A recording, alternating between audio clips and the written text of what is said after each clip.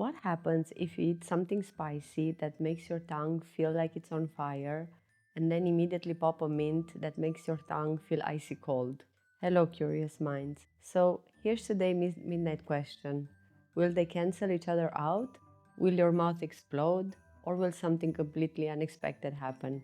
This quirky question combines two of the most intense sensations we can experience with food: the heat of spiciness and the cooling sensation of mint.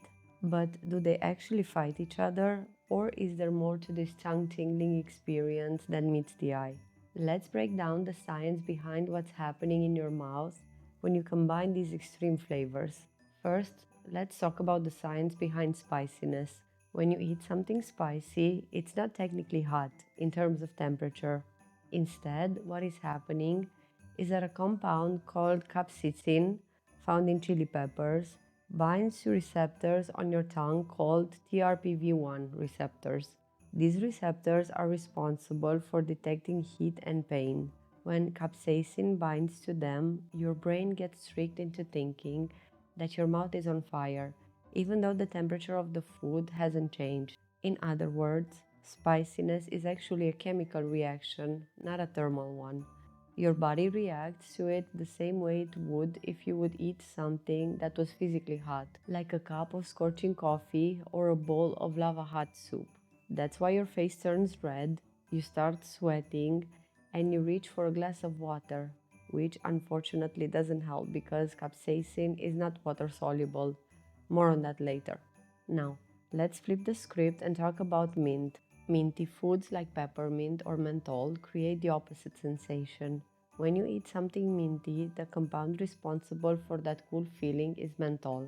Just like capsaicin messes with your heat receptors, menthol tricks your TRPM8 receptors, which are the ones responsible for detecting cold. Menthol gives your brain the sensation that your mouth is cold, even if the food is room temperature. It's why chewing mint gum or eating a peppermint makes your mouth feel chilly. And if you drink water after eating something minty, it feels super cold. Okay, now for the fun part. What happens if you eat something spicy and then immediately follow it up with the mint? Will they cancel each other out? Well, sadly, no.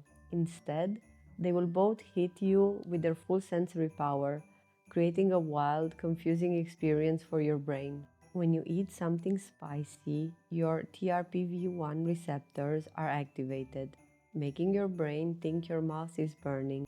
Then, when you follow that up with a mint, you activate the TRPM8 receptors, telling your brain that your mouth is freezing. So, rather than eliminating each other, these two sensations are sent to your brain at the same time, and your nervous system has to process two completely opposite signals simultaneously. It's like your mouth is at war between fire and ice. You might expect that the cooling sensation of mint could soothe the burning sensation of spice, but unfortunately, it doesn't work that way.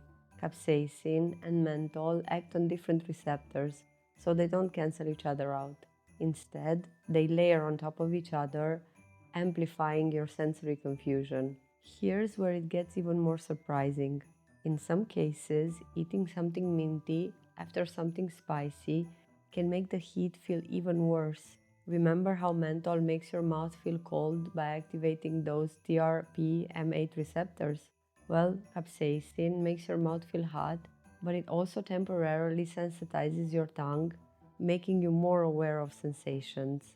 If your tongue is already in pain from something spicy, eating mint could amplify those sensations by highlighting your sensitivity to the cooling effect. It's like throwing a bucket of ice on a sunburn. Not pleasant at all. Instead of relief, you might end up feeling it like your mouth is both burning and freezing at the same time.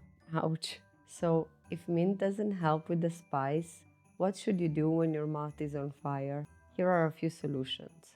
Milk, because dairy contains a protein called casein that helps break down capsaicin, making it easier to wash away the spicy sensation.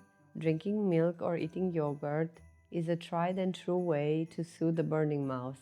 Bread or rice can help soak up the capsaicin and give your tongue a break. Sweeteners can counteract the spice and give you some relief, so you can try sugar or honey. Water doesn't help because capsaicin is oil-based and will not dissolve in water. In fact, it can spray the capsaicin around your mouth, making things even worse. So, to answer today's midnight question, do spicy and minty flavors cancel each other out? No, not at all. They hit different receptors in your mouth, and instead of neutralizing each other, they create a sensory overload of heat and cold. While it might sound like a fun experiment, and it definitely is, don't expect the mint to soothe your spicy food induced fire. In fact, it might just add a chilly layer of confusion to your already burning mouth. That's all for today's episode of Midnight Question. I hope you had fun learning about the science behind the fiery heat of spice and the chilly coolness of mint. If you've got more quirky questions that keep you up at night, leave them in the comments and we will explore them in future episodes. Until next time, stay curious and maybe keep the hot sauce and mint separate. I'm Mari and this is Midnight Question.